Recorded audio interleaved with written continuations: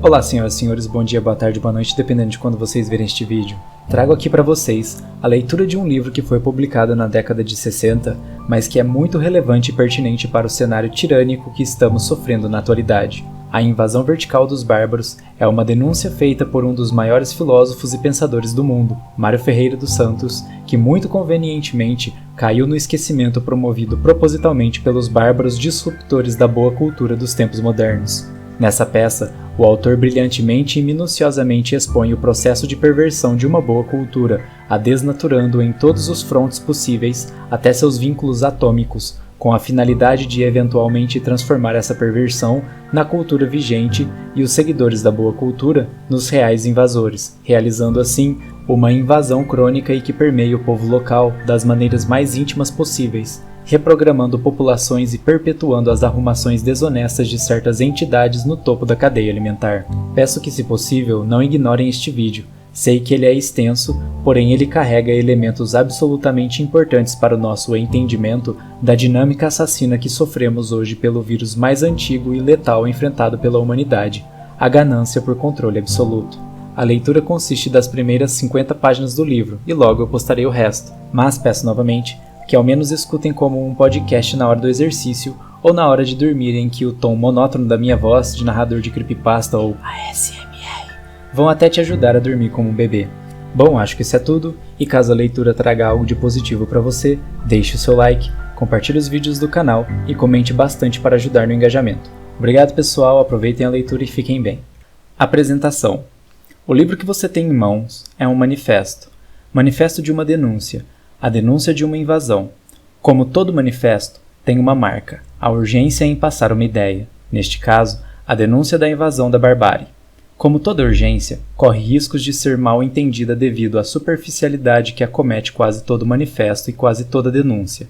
Mas o mal entendimento com relação à obra de Mário Ferreira dos Santos é quase um pecado, porque ele, talvez mais do que a maioria dos filósofos brasileiros, era profundo como um abismo e, às vezes, manifestos escondem esses abismos, mas este não é o caso. Talvez o modo de compreender a barbárie que dá título a este livro seja exatamente este. Mário Ferreira dos Santos se recusa a esconder o abismo sobre o qual se dá a experiência humana e como é urgente que cuidemos dele. No limite, é um manifesto sobre como hoje se dá a tragédia da condição humana esmagada sob a bota da superficialidade, o modo da barbárie, e, por conta disso, é, antes de tudo, o abismo do homem que deve ser lembrado contra a barbárie. O autor abre seu livro descrevendo dois tipos de invasão, inclusive fazendo alusão aos conhecidos casos da Grécia e de Roma. O primeiro tipo, o horizontal, é descrito como um processo lento e gradual de ocupação do território geográfico invadido pelos estrangeiros. O segundo, vertical, objeto deste ensaio, se dá quando a invasão ocorre pela tomada de posse e corrupção da cultura de um povo. Neste caso, podemos dizer que este ensaio é uma descrição do risco de corrupção da geografia espiritual ou cultural do Ocidente. Com isso, o filósofo não está a demonizar quaisquer outras culturas de modo leviano, mas sim a fazer uma reflexão sobre o caso específico da tradição greco-romana, judaico e cristã, a nossa alma histórica. Por isso ele inicia a reflexão com uma definição esquemática do que seria essa tradição. Tudo o que existe é criatura. Somos todos iguais perante Deus, nossa história é parte da providência desse Deus. O homem é livre e pecou porque quis, mas pode se salvar.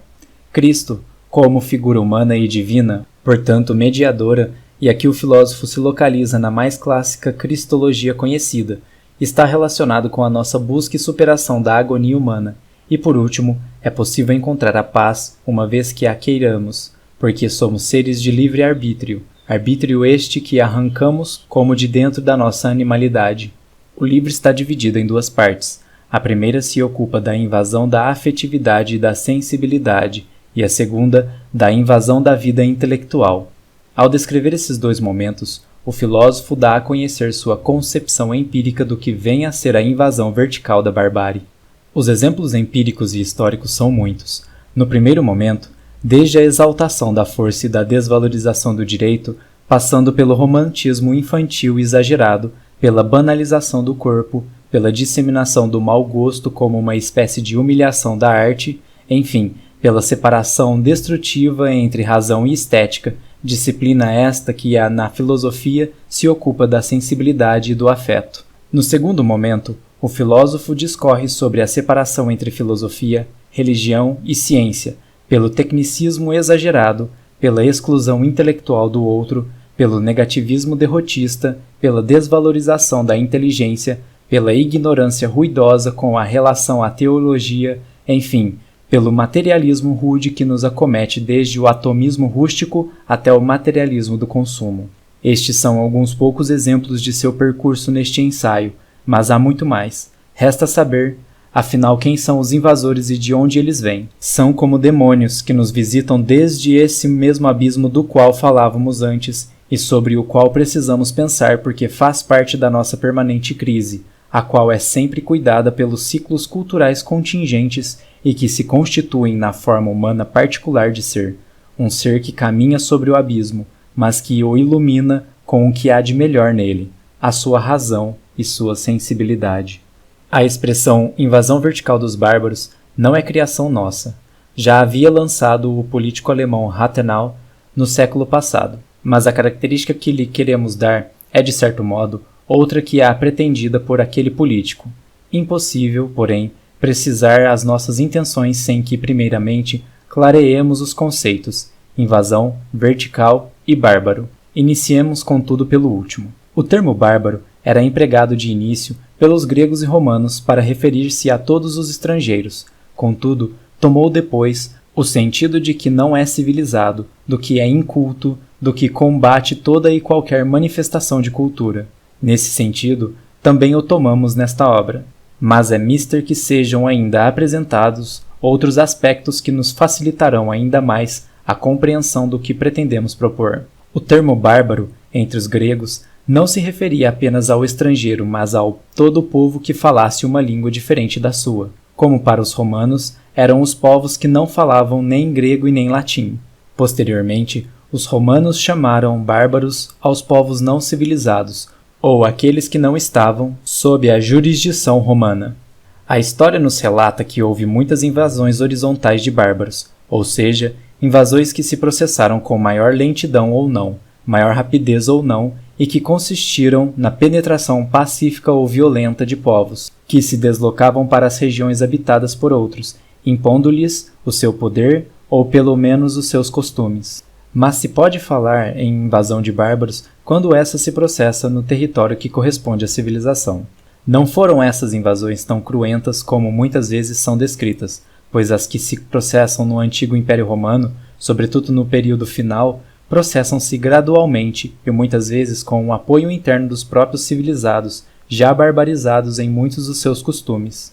Na verdade, a invasão que é a penetração gradual e ampla dos bárbaros não só se processa horizontalmente pela penetração do território civilizado, mas também verticalmente, que é a que penetra pela cultura, solapando seus fundamentos e preparando o caminho à corrupção mais fácil do ciclo cultural, como aconteceu no fim do Império Romano e como começa a acontecer agora entre nós. Esta obra é uma denúncia dessa invasão que, preparando-se e desenvolvendo-se há quase 4 séculos, atinge agora um estágio intolerável e que nos ameaça definitivamente. Como obra de denúncia e que aspira a alcançar o maior número de pessoas, dela afastamos, tanto quanto possível, o tecnicismo da linguagem científica, que cabe às disciplinas abordadas aqui, temas que são próprios do seu objeto formal.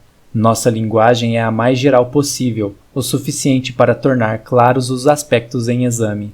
Os fatos que apontamos, os processos que registramos, os acontecimentos que reunimos em favor da nossa tese não são todos os que se dão, mas aqueles que julgamos principais. Desde logo, verá o leitor que cada assunto que tratamos admitiria um estudo mais prolongado e mais exaustivo. Não era possível fazê-lo, sob pena de tornar essa obra volumosa e, portanto, mais restrita aos leitores. Fizemos questão de apenas apontar o lado bárbaro que apresenta, deixando uma longa margem de meditação para o leitor. A exclamação dos romanos, bárbaros extramuros, os bárbaros estão fora dos muros das cidades da civilização, hoje podemos responder, bárbaros intramuros. Os bárbaros já se acham dentro do âmbito cercado pelos muros, em plena civilização, assumindo aspectos, vestindo-se com trajes civilizados, mas atrás dessa aparência atuando desenfreadamente para dissolver a nossa cultura. De outro lado, há as disposições prévias corruptivas que estão em todo o ciclo cultural e atuam desde o primeiro momento, com maior ou menor intensidade, para destruir a forma do ciclo que repelem. Os elementos ativos corruptores, guiados por uma inteligência de vontade maliciosa, sempre souberam aproveitar-se do barbarismo como instrumento para solapar a cultura. E hoje, mais do que nunca, manejam-no com uma habilidade de estarrecer, dispondo de meios capazes para tal, imprimindo ao trabalho corruptivo uma intensidade e um âmbito nunca antes atingidos em momento algum. Podem muitos aceitar essa situação como inevitável. Nenhum ciclo cultural, dizem, podem pretender eternizar-se. Mas esse argumento que parece verdadeiro é rotundamente falso. Se os ciclos culturais são contingentes, não se pode estabelecer um rumo necessário de modo absoluto, mas apenas hipotético. O que pode perecer, apenas pode perecer, e seu perecimento não é de necessidade absoluta que se dê mais cedo, porque há possibilidade de perdurar se o equilíbrio entre as disposições prévias corruptivas e as disposições prévias geradoras for encontrado. E isso é também um possível, como é um possível que a vida humana se prolongue indefinitivamente. O homem poderá, então, perecer, mas poderá também perdurar. A perduração do contingente não encontra uma razão definitiva em contrário, mas apenas contingente também. Ademais, toda vida aspira à perpetuação, e esse desejo em nós não é, portanto, algo que se opõe à vida. Se conhecermos o que faz corromper as coisas e apomos, de modo eficiente, o que equilibre a destruição com elementos conservativos, a corrupção final pode ser desviada para mais distante. Poder-se-á, então, prolongar o ser perdurante por um tempo não limitado, mas que poderá ser retardado tanto quanto puder aquele manter-se em equilíbrio entre os contrários. Pensando assim, não é um desejo vão o nosso que pretenda prolongar o ciclo da nossa cultura. Se ela traz em seu bojo ideais supremos da humanidade, como o império da justiça, a moderação, a prudência sábia e santa, a coragem moderada e justa, a elevação da mulher e da criança, se pregamos a igualdade entre os homens, defendendo o direito de cada um ao lado dos seus deveres, se admitimos que se devem dar a todos oportunidades iguais, se afirmamos a liberdade e negamos as algemas e as coações opressoras, se pregamos o amor entre os homens e o apoio mútuo que fará que cada um ajude ao seu próximo, se desenvolvemos a ciência, democratizamos o saber e elevamos o padrão de vida humana, se nosso ciclo, em suma, reúne numa síntese feliz tudo quanto de grande anelou a humanidade, e se ainda não atualizamos tudo o que podemos e devemos realizar, como então desejar a destruição desse ciclo para volver ao dente por dente, olho por olho, as polaridades senhor e escravo, bárbaro e culto, opressor e oprimido, fiel e infiel? Se temos em nossa estrutura cultural, no âmbito das suas ideias superiores, tudo quanto de maior a humanidade ardentemente sonhou e desejou, como admitir que se destruiu o que é fundamento para uma caminhada mais promissora? Que afastemos o que obstaculiza, que lutemos contra o que desvirtua, que fortalecemos o que nos auxilia à marcha para frente. Está bem, mas renunciar, demitirmo-nos do conquistado para volver atrás, isso nunca. Lutar pelo nosso ciclo cultural, fortalecer os aspectos positivos para impedir o desenvolvimento do que é negativo, eis o nosso dever. Nós julgamos que o primeiro passo para o cumprimento desse dever está em denunciar o que nos ameaça. Por isso denunciamos, e esta é a razão dessa obra. Parte 1. Invasão vertical dos bárbaros, na sensibilidade e na afetividade. Para melhor compreensão da matéria sobre a qual versa esta obra de denúncia, é mister caracterizar a cultura cristã ocidental que, enquanto cristã, se caracteriza por uma cosmovisão que inclui os seguintes princípios. O universo é criatura, inclusive o homem. Os povos emanam-se pela mesma fé e todos são iguais perante Deus. A divindade é providencial, ou seja, providência. Tem uma videntia pró, vê, dispõe com antecedência o que pode acontecer, o possível histórico. O homem é um ser inteligente e livre, que pecou livremente. Contudo, pode salvar-se graças a um mediador, que seria o Cristo, e pela livre escolha da salvação, ou por uma graça divina, gratuita ou não. A paz reinará quando a boa vontade dominar entre os homens, a vontade sadia, liberta dos vícios que a condenam ao erro. Os princípios acima descritos são constituintes da espinha dorsal desta cultura, o que não impede que nela sobrevivam resquícios da cosmovisão grega, da cosmovisão islâmica, da cosmovisão hebraica e também de outras cosmovisões, contudo, subordinadas em graus e intensidades maiores ou menores à concepção cristã. A destruição de nosso ciclo cultural se completaria com a quebra, ou melhor, a ruptura da tensão dos 6 aspectos citados, ameaçados hoje por todos os lados, como veremos nas análises que seguem. Uma das mais atuais providências dos bárbaros consiste em lutar contra a inteligência, inclusive usando a própria inteligência, por julgá-la como o mais legítimo sinal do civilizado, do homem culto. A presença vertical do bárbaro na sociedade culta manifesta-se também por essa luta que, em nossa época, toma os aspectos mais variados e também os mais amplos, tais como valorização de tudo quanto em nós afirme a animalidade. Não é mais possível pôr seriamente sobre a mesa de discussão dúvidas quanto à animalidade do homem, nem que ele é possuidor de uma mente que o torna especificamente distinto de todos os outros animais terrestres, pois é um animal que não só é capaz de avaliar valores, os animais também dispõem de uma capacidade estimativa, mas de captar valores enquanto tais, valores possíveis, valores a serem criados, bem como de construir conceitos e de estruturar toda uma ciência especulativa sobre esses conceitos, a qual, quando bem ordenada, alcança as leis que regem todas as regiões do ser e são válidas em todas as esferas da realidade, o que é supinamente escandaloso para aqueles que desejariam que o cosmos fosse o caos e que nenhuma inteligência houvesse regendo as coisas. Apesar dessa evidência, há sempre uma tentativa de desmerecer a inteligência em seus aspectos mais elevados. A invasão vertical bárbara neste setor manifesta-se de diversas maneiras e usa dos mais requintados processos de propaganda subliminal a fim de influir no subconsciente humano, de modo a colocar a inteligência em seus mais altos voos sob a égide da desconfiança e até da calúnia, e procede destes modos, em primeiro lugar pela exaltação da força. Estimula-se a acentuada valorização dos homens que se revelam possuidores de grande força, mesmo que seja apenas da força bruta. Compara-se com orgulho a semelhança dessa força, alegando-se a grandeza do homem que a possui.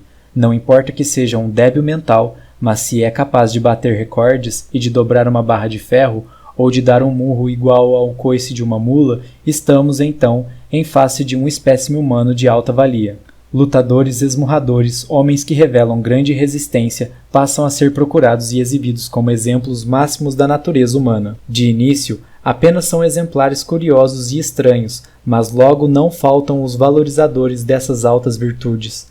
Não é de admirar que, desde então, se tornem para os jovens tipos dignos de serem imitados. Supervalorização da força. O homem de músculos de aço já não é um exemplar curioso, é o herói popular, algo que representa um ideotypos das multidões bárbaras. Valorização acentuada da agilidade e da capacidade meramente física. Como maneira bárbara mais elevada de apreciação dos valores humanos está a valorização acentuada da agilidade, das habilidades físicas. Não quer isso dizer que o civilizado não seja capaz de obtê-los e não deva valorizar esses aspectos. Certamente que os obtém e com sinais de inteligência e arte, contudo, enquanto culto, não os tornará como ápice da evolução humana, nem irá de modo algum transformá-los em exemplares a serem imitados em primeiro lugar, mas apenas eventual e secundariamente, já que também é necessário que se valorize o corpo e não só a mente. Valorização exagerada do corpo em detrimento da mente. Este é um dos aspectos mais graves do barbarismo vertical. Mente sã num corpo são é uma máxima culta. Nunca, porém, considera um homem culto que mais vale corpo são que mente sã, nem que baste apenas um corpo são. Sem dúvida, a sanidade do corpo é fundamental, porque somos corpo também, mas a sanidade da mente é inseparável da humanidade, sob pena de o homem desmerecer-se em seu valor. Os heróis populares dessa espécie são apresentados apenas sob o seu aspecto físico. Há entre eles muitos que cuidam da sanidade de sua mente e dedicam-se com afinco até nos mais altos páramos do pensamento. Contudo, o que se faz é apenas salientar a habilidade ou as capacidades físicas sem qualquer atenção a outras manifestações superiores. Precisamente, a ocultação desses aspectos cultos é da tática da invasão vertical da barbárie. Valorização do visual sobre o auditivo. Os conhecedores da psicologia sabem que nossa inteligência se funda nos elementos fornecidos pelos sentidos, como o tato, a visão e a audição, para construir os seus esquemas mentais. E nesses, na ordem crescente apontada, de modo que o auditivo supera o visual e ao tátil. Encontramos na linguagem filosófica e também psicológica os termos que tomam sentido figurado, mas que partem dessas sensações, como esclarecer, iluminar, ver, considerar, desideria, astros, ver os astros, nítido, etc., que provém da visão, tomar, captar, conceitos que provém do tato, tonalidade, absurdo, harmonia, que provém da audição. É mais fácil ver, contemplar, do que ouvir com atenção. O que se ouve com atenção guarda-se mais facilmente na memória, e a voz interior é mais lógica e mais segura do que as imagens visuais soltas na fantasia. O ouvido, em geral, não fantasia, mas a visão sim. O barbarismo vertical processa uma supervalorização do visual, de modo que os espetáculos são mais organizados para os olhos do que para os ouvidos. A música popular, para exemplificar, é relativamente carente de aspectos cultos, embora plena de contribuições preciosas à catarse humana. Em períodos como o nosso, em que a invasão vertical dos bárbaros se processa, a valorização do visual sobre o auditivo é crescente, e até o livro está ameaçado de nele o visual superar a leitura, que é mais auditiva, porque a palavra é para ser ouvida e não ser vista. Há muito intelectual que defende a predominância dos livros de quadrinhos, obras superilustradas, a ponto de o visual substituir crescentemente o auditivo. Não é bárbara a equilibrada acentuação de um e outro, mas o que é bárbaro é aumentar a visualidade à custa da audição. A acentuada supervalorização romântica da intuição, da sensibilidade e da sem-razão. Em nossa obra Filosofia e Romantismo, juntamos amplos aspectos da exagerada valorização romântica sobre a sensibilidade, a sensação, os sentimentos comuns, a intuição sensível, a fantasia e a sem-razão, e os estragos que o romantismo realizou, não só no filosofar, como em todas as outras manifestações superiores do homem, que foram deploráveis e cujos frutos ácidos colhemos agora. É que as teses românticas não são criadas num determinado período histórico, como o foi o nosso de fins do século XVIII até os dias atuais, em que se processou o movimento romântico não só na arte, na filosofia, como até nas atitudes éticas e morais dos homens, incluindo a política, a economia e etc. Elas estão presentes em todas as fases dos ciclos culturais, em graus maiores ou menores, porque elas constituem um lastro não só emocional, mas também intelectual do próprio homem, através da sua existência. Elas desabrocham, sobretudo, em fase nossa juvenil, e só tomam um aspecto acentuado a ponto de invadir amplos campos sociais quando as condições históricas são favoráveis, como aconteceu no período citado acima. Caracterizam primacialmente o romantismo, e passamos a fazê-lo em forma sintética, os seguintes aspectos: valorização da sensibilidade sobre a intelectualidade. A sensação é mais rica do que a razão. Esta é estéril, apenas classificadora de estruturas despojadas de vida. A vida afetiva é mais profunda e, pela intuição sensível e afetiva, o homem penetra mais na intimidade das coisas. A razão apenas rotula, cataloga, não invade o âmago das coisas. A sensibilidade é criadora, a arte é superior ao pensamento especulativo. É um profeta que antecede as criações da ciência e da técnica, o que não é historicamente verdadeiro. O artista cria mundos novos, o especulador apenas reúne num museu de ideias os resultados obtidos, as fichas do conhecimento. A vida supera a razão. As razões da vida são superiores às da razão. Aquela é criadora, e não esta. A sem-razão supera os esquemas mecânicos e geométricos da racionalidade, e é muito mais rica de intuições e de descobertas que aquela. Calcados nesses preconceitos, exagerados até o extremo, e tendo em seu favor uma argumentação caestra, o romantismo, pelos apelos que faz à irracionalidade, tem naturalmente de provocar em todas as almas propensas apenas ao sentimento e incapazes de penetrar no pensamento em profundidade um entusiasmo sem par. Quando as condições sociais são favoráveis, seu campo está aberto a vastas camadas. Depois da derrota napoleônica e da formação da Santa Aliança, em que se prometia desterrar, de uma vez para sempre, as guerras na Europa, e impedir o advento de um outro Napoleão, era natural que o entusiasmo se apossasse das multidões cansadas da carnificina napoleônica. O caminho estava aberto à valsa, música da sensibilidade e imensamente vital, as canções alegres, as doces esperanças da boa vida, da paz, da compreensão. Era mister deixar agora que a vida se afirmasse, que os sentimentos se soltassem de suas peias, que os homens tragassem com largos sorvos a linfa da felicidade, e o sonho prolongou-se por anos e anos, sem dúvida, anos felizes para a humanidade europeia, até que aos poucos essas esperanças se desvaneceram e o romantismo foi tornando-se cada vez mais amargo, mais ácido, mais ríspido, até cair nas manifestações mórbidas do romantismo negro, dos assassinos de Deus, dos nihilistas negativos, dos satanistas, dos desesperistas de toda a espécie, da vivência do tédio ou nojo, a náusea, a repugnância de viver, ao embotamento dos sentimentos, até alcançar o brutismo, desejo de se tornarem plantas, ou apenas de serem coisas sem sentido. Não há período tão cheio de esperanças e tão cheio de misérias e desilusões. Certos valores nunca foram tão exaltados, mas também nunca foram tão deprimidos. Nunca se ergueu a voz para ditirambos tão entusiásticos, e nunca a voz baixou aos roncos de revolta e a berros de ofensas vis. Em suma, o romantismo foi um dos períodos em que melhor se cultivou o solo europeu para a grande messe satânica dos frutos malditos. Foi a época da bênção e da maldição. Tudo o que foi grande amesquinhou-se, tudo o que era nobre vulgarizou-se, tudo o que era superior deprimiu-se. A superioridade da força sobre o direito. Uma das mais acentuadas características do barbarismo vertical consiste em apresentar a força como superior ao direito. O direito não é mais o que é devido à natureza de um ser estática, dinâmica e cinematicamente compreendido, e que, portanto, se funda num princípio de justiça que consiste em dar a cada um o que lhe é devido e em não lesar esse bem.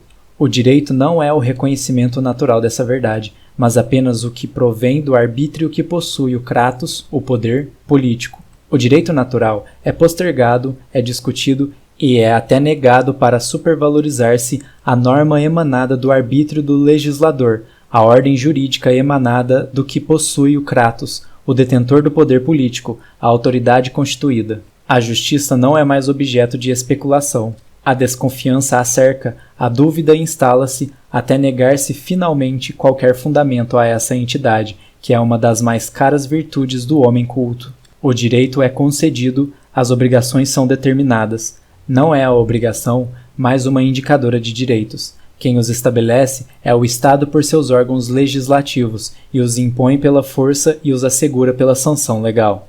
Mas também a lei escrita tem um valor relativo.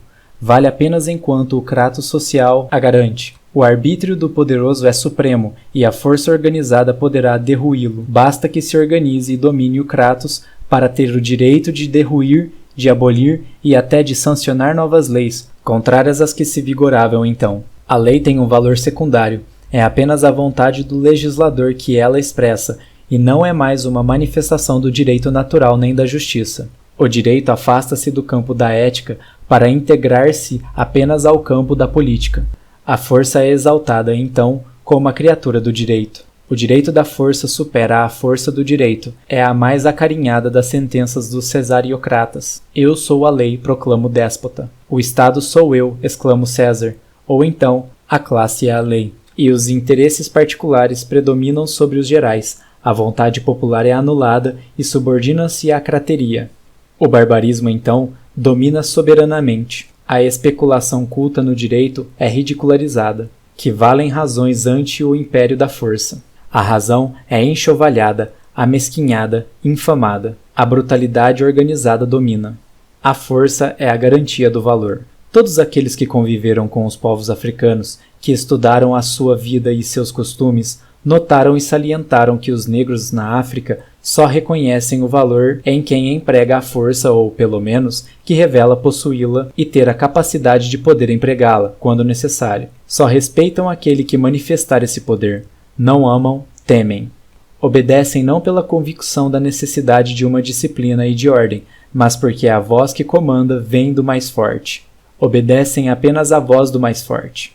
Este efeito constitucional do povo africano tem sido um entrave ao desenvolvimento de sua vida social, agora, quando a África desperta para a democracia e para a liberdade. Os malogros que se apresentam são terríveis. Muitos africanos cultos estão estarrecidos ante a uma realidade que lhes parece impossível de vencer e modificar. A voz da liberdade culta não encontra ouvidos para ouvi-la, nem mentes suficientes para entendê-la. As boas intenções esbatem-se quase intuitivamente ante obstáculos que parecem invencíveis. Muitos, abandonando as suas novas ideias, recaem no barbarismo, desesperados de poderem erguer seus povos aos níveis culturais europeus. Sentem que as condições históricas ainda não estavam maduras para a nova experiência. A liberdade, que despontava como uma grata esperança, torna-se uma amarga desilusão. Os frutos desmentem a teoria, a realidade vence o sonho. Alguns abandonam tudo, afastam-se da luta social. Outros tentam, quase desfalecidos, encontrar uma saída que os salve, e poucos ainda alimentam uma esperança. O que se vê hoje na África é desalentador. Não adiantam apenas palavras de esperança, nem promessas cheias de otimismo. A realidade é tremendamente decepcionante e a libertação esperada parece que está forjando algemas ainda mais terríveis. Há alguns que já propõem retornos ao colonialismo. Há quem peça que se volte atrás e se prepare melhor os povos. Se esse número não se torna legião, é porque os que ainda fingem acreditar em melhores possibilidades assulam-se em intensidade, mas com o intuito de vencer a sua derrota e criar uma fé que não se constrói com gritos, nem com urros. Preferem crer até no impossível que aceitar o desespero. Atravessaremos decênios de terríveis experiências na África, de lutas sangrentas e infindáveis, de retornos ao tribalismo e ao barbarismo, que estarrecerão o mundo. Contudo, algo de melhor há de se obter, mas esses resultados positivos, pelo seu volume mesquinho, não serão bastantes para alimentar fortes esperanças. Só o tempo nos dirá bem a verdade do que acontecerá. As previsões aqui são perigosas, mas alimentar esperanças exageradas será uma temeridade maior ainda.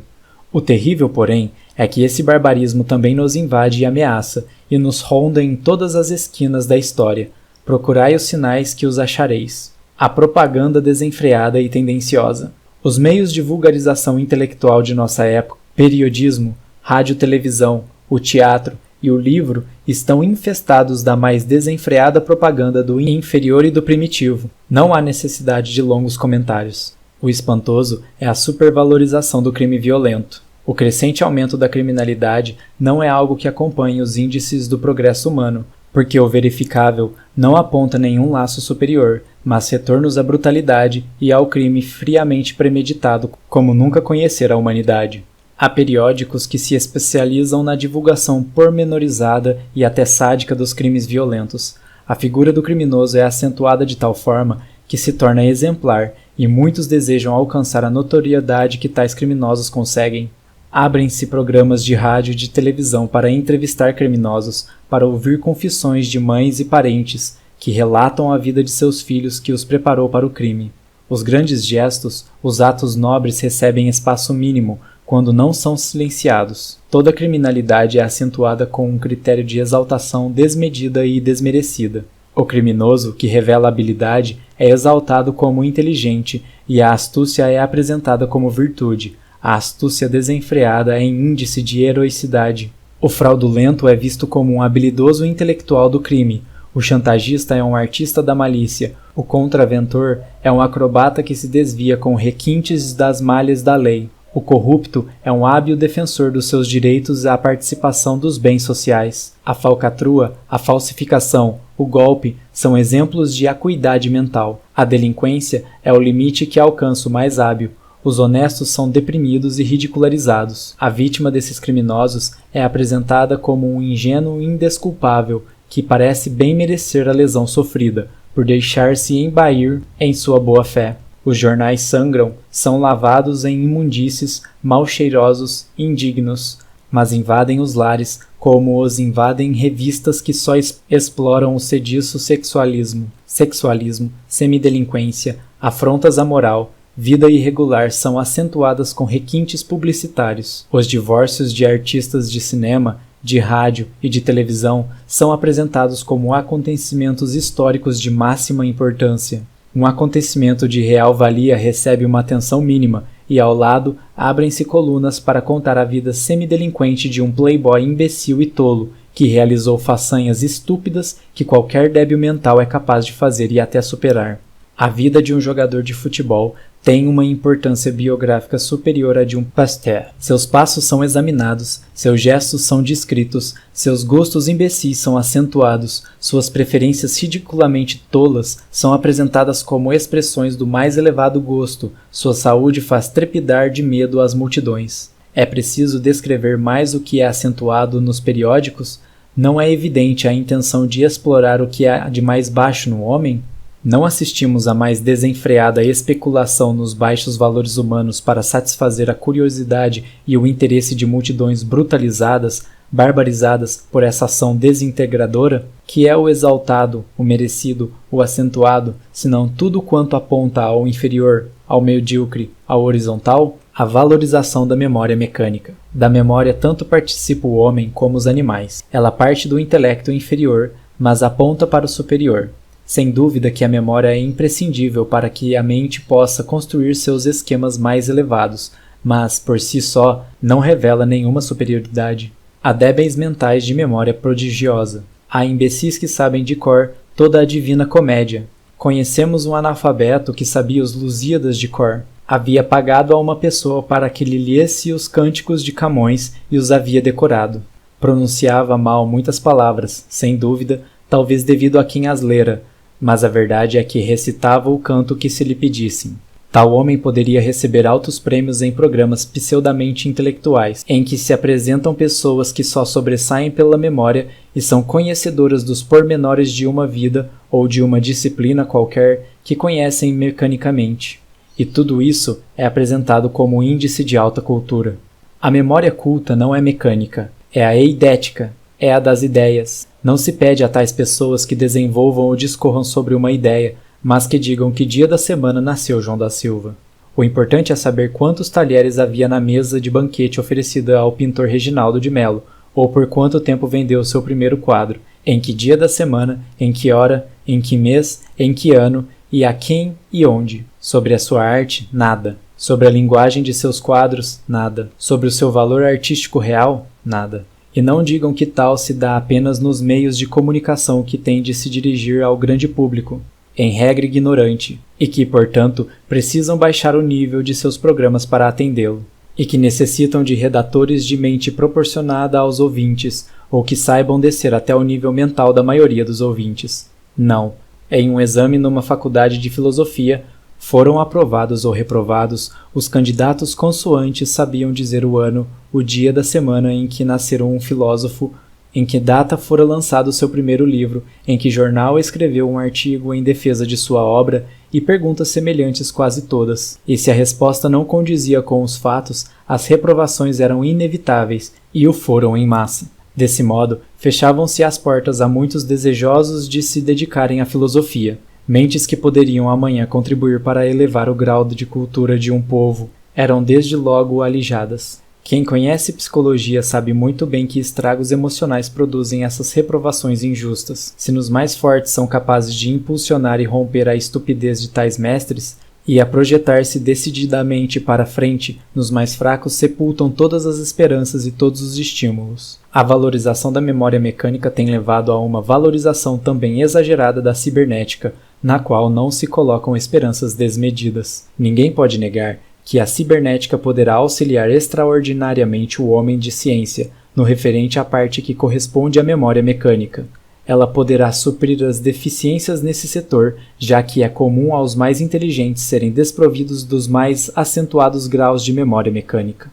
Mas jamais a cibernética superará a memória eidética, nem a criação de ideias, nem a dialética bem entendida. Ela é um auxiliar de grandes recursos, mas num âmbito determinado. Pretender que ela possa substituir totalmente o cérebro humano é a mais tola ideia que poderia surgir, é uma manifestação de barbarismo intelectual da pior espécie. Contudo, não são poucos os que pensam assim. Julgam que o homem no futuro não será mais necessário pensar. Aliás, pensar é tremendamente doloroso, difícil e cansativo para tais pessoas, que encontram resistências invencíveis em suas deficiências mentais. A máquina substituirá o cérebro humano. Talvez as regras humanas sejam determinadas por um cérebro assim. Não são poucos os que sonham com um grande cérebro cibernético para dirigir a humanidade, como um César dos Césares. É a exaltação da coisa na sua materialidade. Então a inteligência ridicularizada e oprimida será retirada para algum museu de antiguidades inúteis. Que belo sonho bárbaro! Nenhum bárbaro, em nenhuma época, sonhou coisa tão extraordinária. Valorização da horda, do tribalismo. As multidões desenfreadas nas ruas, que são o caminho para as grandes brutalidades e injustiças, manifestação do primitivismo, mais um exemplo da horda, movidas por paixões, sobretudo o medo, aguçadas pelos exploradores eternos de suas fraquezas, pelos demagogos mais sórdidos, passam a ser exemplos de superioridade humana. Tais espetáculos apresentam-se aos olhos de muitos como o mais alto estágio de grandeza humana. São elogiados como manifestações de consciência social, da vontade popular, etc. Nada há aí de grandioso. Não que os homens não possam unir-se para manifestar o que desejam, o que temem, o que querem.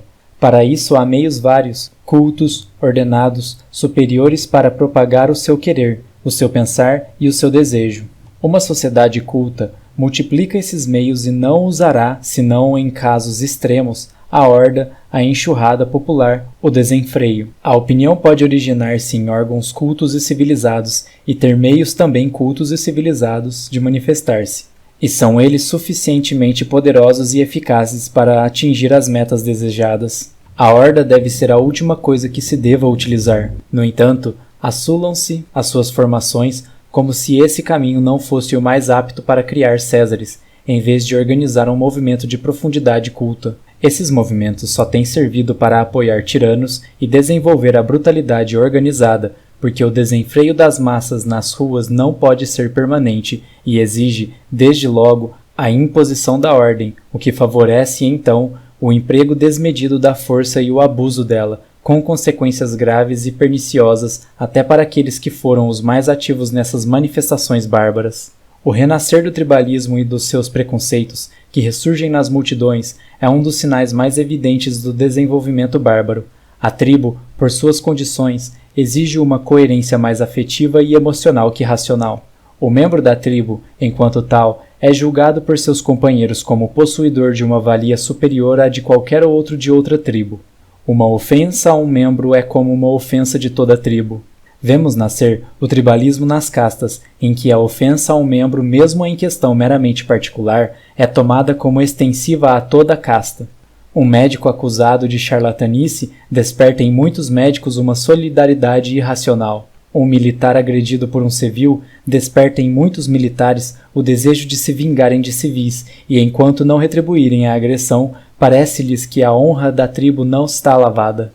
O funcionário denunciado de malversação do dinheiro público recebe a solidariedade tribal de muitos de seus companheiros. O membro da corporação A, que ofendeu o membro da corporação B, ofendeu a honra tribal dessa, e não faltarão aqueles da corporação B que resolvam vingar-se violentamente sobre alguns da corporação. Esse tribalismo é mais em contradiço do que se julga, mas não deixa de ser uma das manifestações bárbaras mais inferiores que se conhece, e a sua presença na sociedade, segundo o grau que apresenta, indica o grau de barbarismo que a domina. A exploração sobre a sensualidade. Sob todos os aspectos, nas épocas de depressão ético-cultural, a sensualidade recebe um estímulo como em nenhuma outra.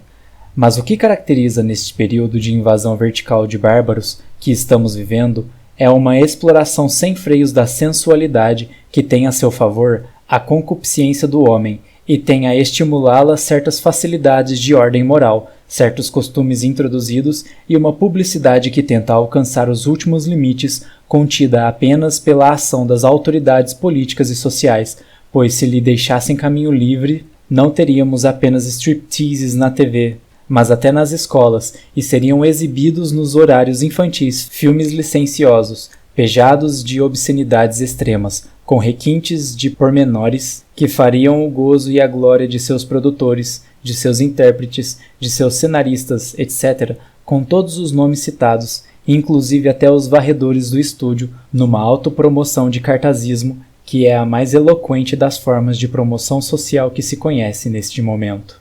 Os livros pornográficos, vendidos hoje às ocultas, teriam as melhores colocações nas montras das livrarias e anúncios retumbantes de páginas em que as contariam. A vida de Ernest Taylor, ou de Elizabeth Borden, ou coisa parecida, em cujas obras as mais desregradas imaginações seriam mobilizadas para a sua confecção. Literatos que não conseguem realizar qualquer coisa de valor encontrariam nessa subliteratura seu campo de ação e mostrariam as suas imensas possibilidades, seus recursos inesgotáveis, sua capacidade criadora. E então suas obras seriam mensagens da carne ao espírito, seriam a revalorização da vida ante a morte, o grito de liberdade dos instintos contidos cerbeiramente pela intelectualidade, e outras expressões como tais, que outros subliteratos usariam para justificar, se assim for preciso, que tais obras podem e devem ser incluídas em obras de arte, de genuína arte, e que a estética nada tem a ver com a ética. Frase famosa tirada apenas do poço da ignorância de muitos literatos que nunca estudaram nem ética nem estética, das quais falam constantemente num charivari de palavras ocas que ocultam apenas a vacuidade das ideias, pois a ética preside todos os atos da dramaticidade humana, toda a vida ativa e fática do homem, e não pode dela desligar-se. E assim como vemos hoje, venderem-se drogas às portas de nossas escolas. Embora os traficantes sejam perseguidos de modo benévolo, pois tais crimes são tratados com tolerância, numa época em que há manifesta condescendência em favor do criminoso, veríamos instalarem-se livrarias ambulantes para venderem livremente tais obras. Não nos prolonguemos mais neste ponto, porque seria repetir o que todos sabem, mas concluir que, se não fosse a ação das autoridades políticas e sociais, o desenfreio seria total. Não cremos que nem as igrejas organizadas, sob as mais diversas crenças, nem países e mestres honestos e decentes em ação, seriam capazes de evitar a multiplicação de tais negócios, que prosperariam, pois as más ideias, como as más práticas, como o vício, tendem a progredir com mais intensidade do que a virtude, porque é mais fácil ser vicioso do que virtuoso, e por ser grande parte da humanidade pusilânime e até covarde. O que temos de salientar, como já o fizemos, é a publicidade da sensualidade nas revistas, jornais, rádios, televisões, no cinema e no teatro, cujo índice de progresso supera todos os índices de qualquer aspecto positivo. Os instintos bárbaros dos homens ameaçam soltar-se totalmente e, quando soltos, a sua fúria leva à destruição total. A história já nos revelou momentos semelhantes, como se viu na ação dos bárbaros em suas invasões. Uma humanidade sem leis destruiria toda a cultura e, se não for contida, terminará por destruir a si mesma. A exploração do sensualismo apresenta uma linha ascendente hoje, mas já está embotando a própria sensibilidade humana. Grande parte ou quase a totalidade dos que se desenfreiam na sensualidade já não dão um curso livre e natural às suas práticas, necessitam de drogas que os estimulem porque sentem embotar os sentidos, arrefecer as carnes, o cansaço ameaça os devorar num tédio de morte, ponto final inevitável de todos esses desenfreios, porque a própria natureza se rebela com os excessos e cobra caríssimo pelas nossas faltas. O número sempre crescente de desgraçados, de viciados, de drogados cresce desmedidamente e devora uma grande parte da juventude, envelhecida e inutilizada em seus primeiros anos. Contudo, enquanto não se atinge o desfecho final, novas levas de vítimas são trazidas, para aumentar o número dos derrotados. A disseminação do mau gosto. Foi sempre a educação do gosto, do bom gosto, uma das grandes preocupações cultas da humanidade, já que o bom gosto implica, necessariamente, a capacidade de observar os valores, de apreciá-los debaixo de critérios justos e seguros de julgar. Ora, para alcançar tal capacidade, é exigível cultura, conhecimento, distinção de aspectos, aptidão em separar o que é realmente valioso do que não é. Todos sabem o que significa alguém que tem gostos vulgares e o que o distingue do que tem gostos delicados e cultos. Mas a tendência para lutar contra o bom gosto toma as formas mais capciosas que se conhecem. Assim, a etiqueta exagerada do cortesão é apresentada como o exemplo de que se chama bom gosto. Realmente, nela há um bom gosto parcial, ao lado de excessos ridículos, mas salientam-se apenas os excessos ridículos, caricaturizando-os. Nos dias da Revolução Francesa, a canalha das ruas vestia roupas de nobre, fazia gestos e mesuras de senhores com o canhetrismo que lhes seria natural, mas acrescidos da caricaturização, e desse modo fazia rir os tolos. Nos circos, nos teatros e em toda parte, as boas maneiras eram ridicularizadas e cobertas de gargalhadas gostosas. Não havia saltimbanco, nem palhaço de circo vulgar, que não aproveitasse da mina de ouro para arrancar gargalhadas e fazer sucesso. Mas essa luta aberta contra o maneirismo das cortes era justificada pelas condições sociais da época. Não queremos falar dessas caricaturizações comuns da história, como as dos bárbaros imitando gregos ou romanos, as de povos em guerra imitando com palhaçadas os outros, porque tudo isso é ainda resquício do bárbaro em nós, mas que tem uma ação limitada no tempo e de efeito relativamente pequeno. Não vamos deixar de compreender que poucos respeitam os adversários, reconhecem neles o valor que possuem e sabem avaliar o seu genuíno valor, porque isso exige humildade, e essa é uma das mais nobres virtudes cristãs. É, contudo, a menos difundida. O que queremos salientar é a propaganda do mau gosto que se verifica, por exemplo, nas modas. A compostura ática dos atenienses ou a beleza sóbria dos romanos nas grandes épocas ou a severidade culta da Idade Média europeia teriam naturalmente de desaparecer nos períodos de invasão, como foram o Renascimento e o Barroco. O estilo é substituído apenas pelo gosto dominante, e esse nem sempre é de boa qualidade. É natural que as mais estapafúrdias maneiras de vestir fossem usadas, não, porém, com a intensidade e extensidade que verificamos em nossa época, em que não há espetáculo mais ridículo do que uma exposição atual de modas. As posturas mais sem gosto, os trejeitos mais tolos, as roupas desenhadas por costureiros mais imbecis, as maneiras mais estúpidas, ocultam a beleza feminina substituindo-a pelo insólito, pelo híbrido, pelo degenerado, pelo monstruoso, atingindo até o medonho. Às vezes, surgem nas passarelas criaturas com gestos de boneco de engonço, que se não são bem recebidas como assombrações de algum além-mundo de espantalhos, é porque grande parte da assistência embotada em seu bom gosto recebe o insólito ou inesperado com exclamações de surpresa e de satisfação animal. Quem observa o desenvolvimento que tiveram nos cinemas os thrillers, esses filmes de sensação, os guinchos que explodem nas plateias ante as situações de perigos inesperadas,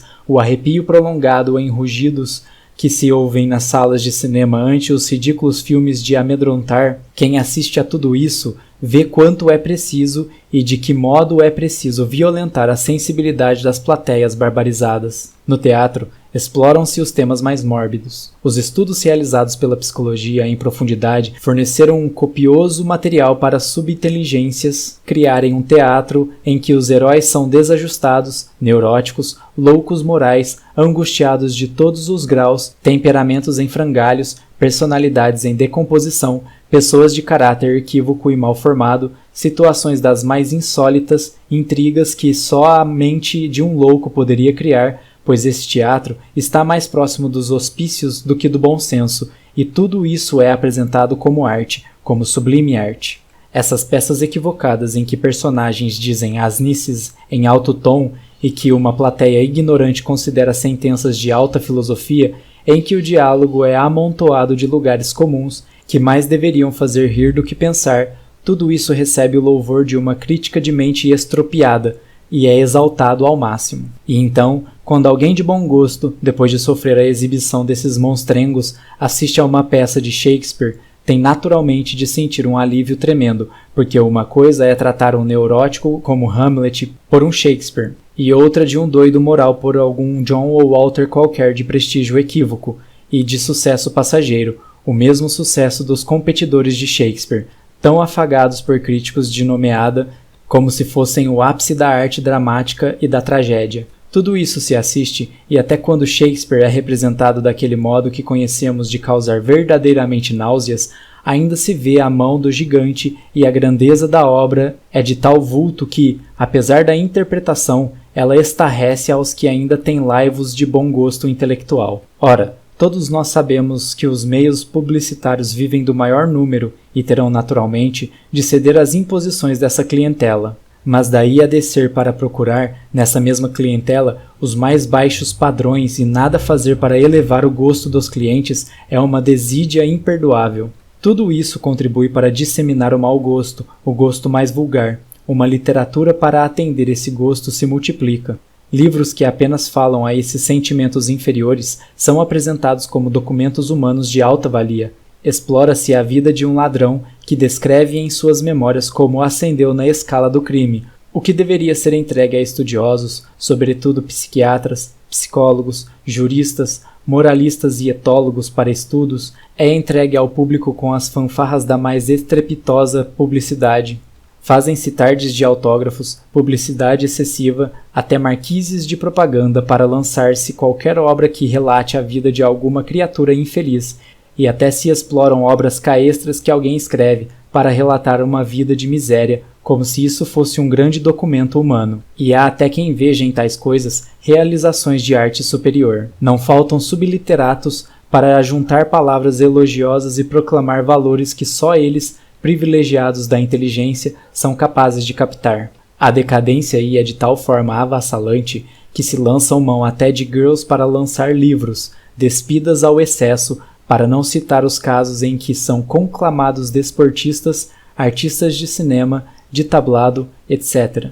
Tudo serve para traumatizar as multidões de clientes, cujo gosto embotado exige esses traumatismos para serem despertas. Sem dúvida que há os que se opõem a essas coisas e não cooperam com elas, afastam-se silenciosos, mas seu número, embora grande, por ser silencioso, não abafa o vozeiro e as exclamações dos outros, que lançam mão de todos os recursos publicitários. Uma empresa que pretende lançar um produto qualquer expõe uma mulher despida para expor o produto oferecido.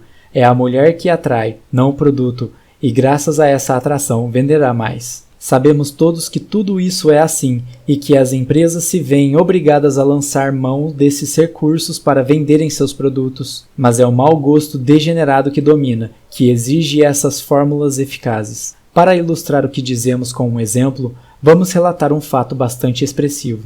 Há pouco tempo, sucedeu um rumoroso caso que preocupou seriamente os campos políticos de São Paulo. Um secretário de Estado sofrera graves acusações que atingiram a sua honorabilidade. Apaixonando o público, como é natural, tal caso, um canal de televisão resolveu apresentar ao vivo um debate entre a acusadora, aliás uma deputada, e um líder político do partido que apoiava o acusado.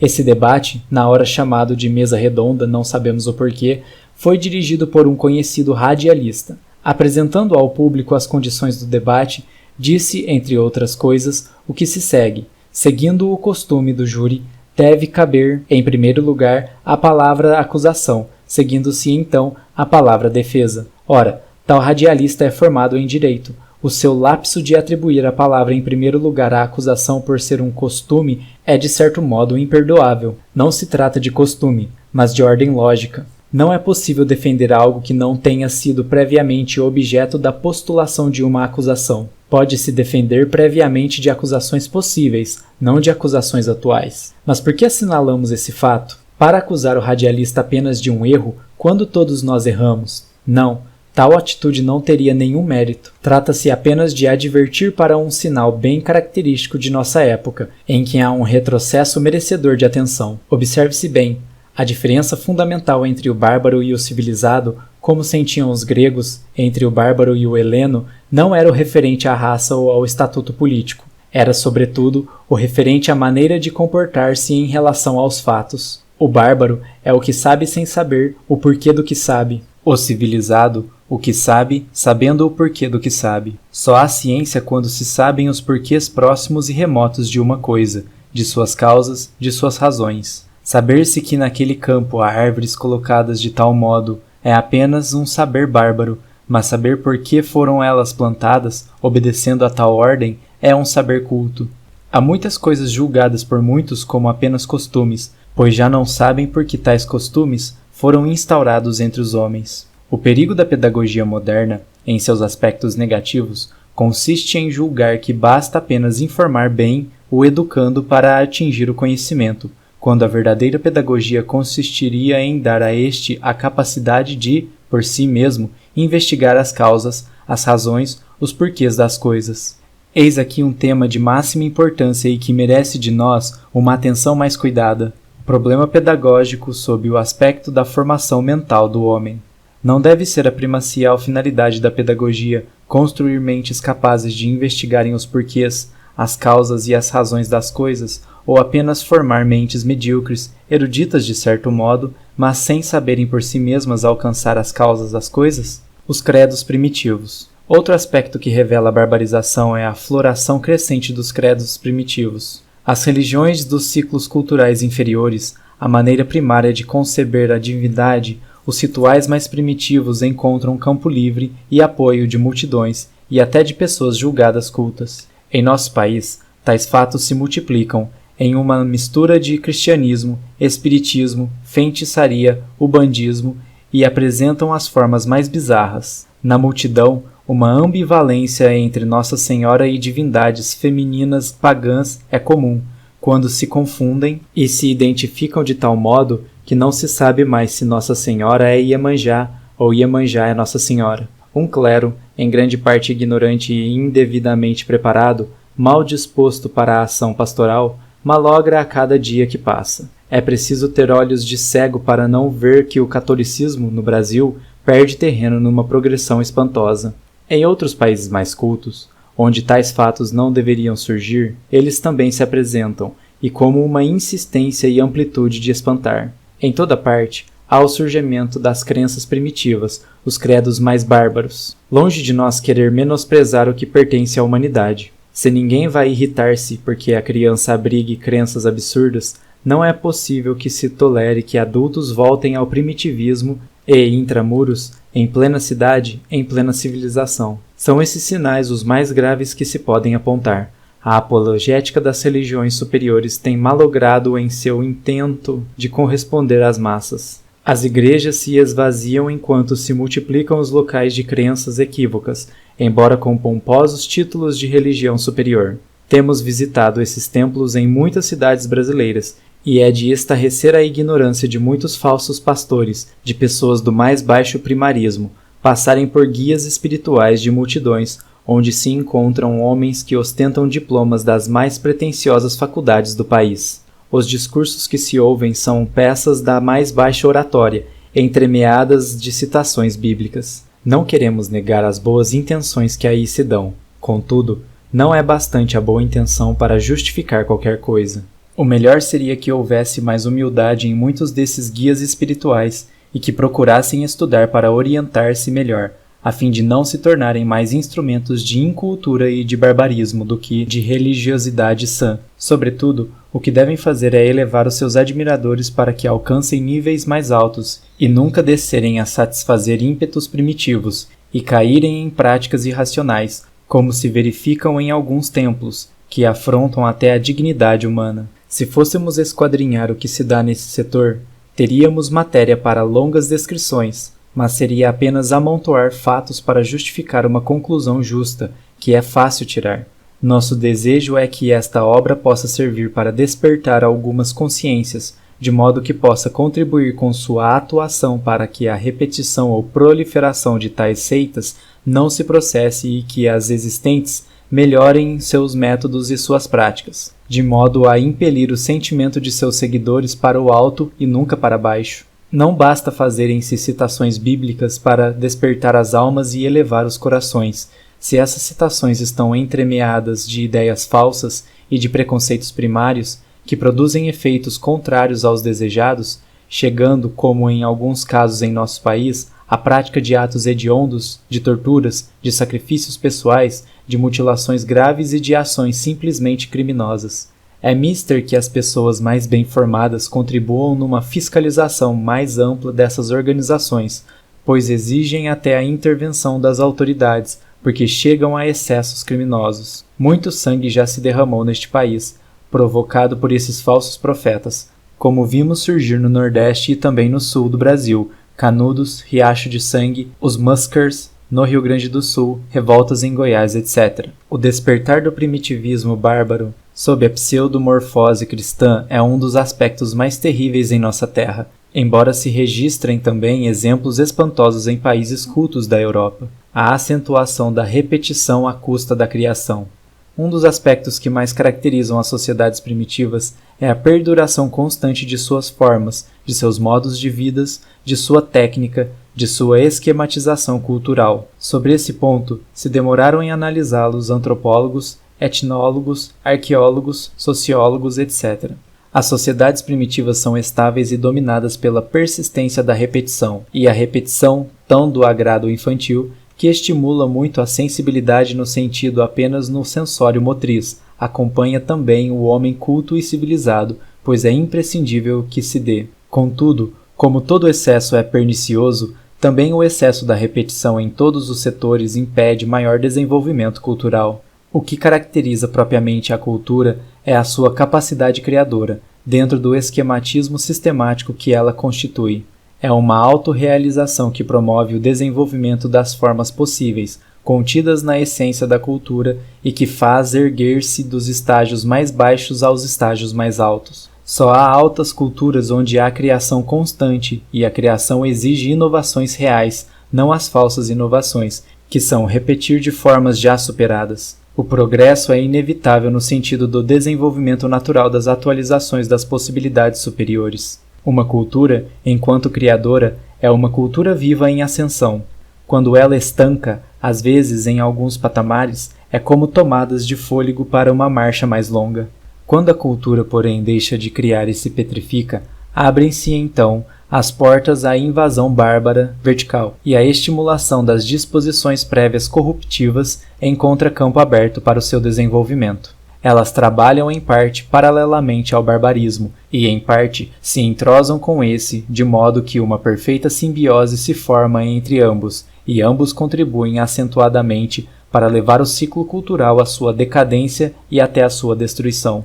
Um dos sinais mais típicos da barbarização está no crescente desenvolvimento da repetição. As músicas, em que o ritmo é constantemente repetido, a repetição reiterada das mesmas situações, a repetição imitativa dos mesmos abstratismos, tudo isso encontra apoio e se desenvolve. Repetem-se os mesmos tipos de heróis, repete-se, pela imitação, a cópia dos mesmos originais. O imitativo substitui o criador. Não que a repetição deva ser impedida, ela tem uma função que é importante. Queremos chamar a atenção, porém, para a repetição de formas primitivas, a acentuação constante da imitação do que é primário, que a pouco vai substituindo o criador, até que esse estanca. Mas a repetição também estanca, quando o abstratismo domina. A tendência a tomar, como arte, um valor constitutivo de uma concreção, como o valor mais alto, de modo a torná-lo predominante de modo excessivo, e até, nos casos mais exagerados, único, leva ao estancamento, como aconteceu com o impressionismo ao acentuar determinados valores, o expressionismo ao deixar dominar pela catarse, o cubismo na acentuação exagerada do geométrico, o futurismo na preocupação desmedida dos estágios do movimento, até cair no tachismo ou manchismo, e nas formas mais violentas de abstratismo que terminam por cansar desde logo, mortas no nascedouro, tentativas frustradas que não levarão a nenhum estágio mais alto, mas meras imitações incompletas e falsas do primitivismo, por serem equívocas. A arte dos primitivos, é preciso nunca esquecer, é abstrata devido à falta de concreção, que exige mais ampliação cultural e visão universalista. A acentuação do especialismo, a valorização da especialidade, influi nos artistas modernos de modo a caírem num logro que os está consumindo, e também matando as melhores virtuosidades, pois muitos valores malgastam os seus recursos, preocupados como estão de apresentarem algo novo, algo inédito, que é um anseio não de origem bárbara, mas burguesa. Queremos apenas salientar a predominância da imitação sobre a criação, o que é típico do primitivo, já que o tema acima nos exige posteriores atenções. Não queremos, porém, defender falsas inovações, certo modismo, que também não é criador, é também bárbaro. O que desejamos defender é a criação, e não a inovação realizada à outrance. Queremos defender a ascensão a estágios mais altos, e não apenas a reformulação de aspectos decadentes e primários, que, por serem desconhecidos por muitos, parecem ser novas conquistas, quando não passam de avatares de fórmulas já superadas e inferiores. A razão e o caos. Um dos preconceitos românticos, que mais atua em sentido verdadeiramente bárbaro, consiste em afirmar que a razão nos leva ao caos, à desordem do pensamento, e que só a intuição nos libertará desse final terrível. Esse aspecto se desenvolve em pseudomorfoses aparentemente cultas e será examinado na segunda parte desta obra, o barbarismo e a intelectualidade, a valorização do inferior. Há uma valorização desenfreada que se faz na baixa dos valores. Não se trata apenas de uma desenfreada especulação no que é baixo, crime, delinquência, vício, sensualismo excessivo, a acentuação das formas viciosas, baixa literatura, supervalorização do herói popular, afagado pelas multidões e recebendo as mais altas pagas, etc. Mas, sobretudo, pela inversão que se faz de tais valores, a ponto de se pretender estabelecer que o mais alto consiste em ser o mais baixo. Como essas práticas querem apresentá-las como maneiras elevadas de se considerarem os fatos e os homens, trataremos em pormenores desses exemplos, mais no campo das pseudomorfoses, já que muitas delas se apresentam como a roupagem culta. É como se o bárbaro viesse vestido de roupas civilizadas. Contudo, há exemplos de valorização do inferior, que são apenas bárbaros e não apresentados travestidos de cultos. Vejamos alguns exemplos. O que, devido à sua fraqueza e à sua ignorância, ou movido pela sua concupiscência, é capaz de realizar um ato de certo vulto, passa a merecer um tratamento que eleva e dá a parecer que houve grande grandeza em sua ação. Por exemplo, a valorização da história de gangsters, de criminosos vulgares e cruéis, como se isso representasse uma vitória sobre a fraqueza. A valorização de um homem que enriqueceu à custa da malversação dos dinheiros públicos é apresentada como um exemplo de inteligência e capacidade. Chegamos, neste ponto, a tal estupidez que há muitos que julgam que as funções públicas são apenas um caminho de enriquecimento e julgam até justo o político torpe e corrupto que nada mais faz do que aproveitar-se de uma situação. O embotamento que se nota na sensibilidade moral de grande parte da população a tais fatos é mero barbarismo. Os chamados escândalos já não escandalizam. Publicam-se nos jornais as notícias mais espantosas de atos de corrupção e não há qualquer estremencimento mesmo superficial da epiderme. Aceita-se tudo isso como algo natural e normal. Ladrões da pior espécie são elevados a altos postos e muitos são reeleitos em campanhas memoráveis. Toda a vida pregressa desses indivíduos não faz enrubescer o rosto de milhares e até milhões de eleitores, enquanto o inverso é o que se vê. Os políticos mais limpos e dignos vêm ameaçados às suas reeleições, e muitos entram no esquecimento porque seus nomes não estiveram em manchetes de jornais, nem sofreram acusações de crimes dessa espécie. A honestidade é vista como algo ridículo, e o homem crédulo, o homem de boa fé, o homem digno, é motivo para programas humorísticos. Grande parte dessas figuras é apresentada como sendo verdadeiros hipócritas, que na hora precisa lançam mão do alheio. A intenção é clara, pôr a dúvida sobre a decência, sobre a honestidade, sobre a honra, palavra quase inaudita, menos ouvida hoje do que nunca. Não se respeita mais a honorabilidade de ninguém. Há sempre quem ponha dúvida sobre a decência, e quando alguém pretende apresentar uma pessoa como exemplo de dignidade, o mesmo que se ouve à volta é: será? A gente não sabe, e as reticências ocultam claras intenções. A dúvida é instaurada, e não demora muito que algum mais afoito já diga que ouviu dizer que, e conta, sem assumir responsabilidade, que dizem, não sei se é verdade. É fácil levantar dúvidas suspeitas, os propagandistas da indecência sabem disso. É mister que os jornais publiquem escândalos nas famílias, para que a família, que realiza escândalos, se veja corroborada e desculpada. O golpista torpe gosta que se contem casos de grandes golpes de afortunados larápios para justificar antes os filhos da sua vida viciosa. O homem de vida viciosa cita os vícios dos romanos e de todos os povos numa acentuada manifestação de cultura histórica e tem na ponta da língua longas descrições de fatos históricos. O lar que está às portas de desfazer-se encontra, nos exemplos dos lares que se desfazem, um apoio. Este não é o primeiro. Há eleitores, espectadores, ouvintes para todos esses relatos, pois parece ajudar a acobertar as suas fraquezas. A dor de muitos dói menos, a desgraça de todos faz sofrer menos. Há argumentos para tudo. Humoristas, pobre humorista sem poder criador, apontam o casamento sempre como uma desgraça que cai sobre o homem, descrevem o sábio como um charlatão, o honesto como um hipócrita, a sogra como uma megera, o religioso como um tartufo, o ladrão, o malandro como exemplos de acuidade mental. Programas de TV dos mais estúpidos obtêm êxito, há valorizações que espantam. O espírito de porco, o amigo da onça, o malandro, com a sua gíria, a sua linguagem, passam a ser heróis e glórias nacionais, ideal types, de uma pobreza desconsoladora, mas que são apresentados como criações geniais, como pitorescas, como inteligentes realizações de espírito. Tudo isso é admissível em parte, onde não há excesso. Mas a questão é que se excedem. O sucesso fácil que obtém provoca repetidores, e por toda parte a exploração dos mesmos veios não tem fim, até alcançar o cansaço, a fadiga total. É desnecessário multiplicar os exemplos.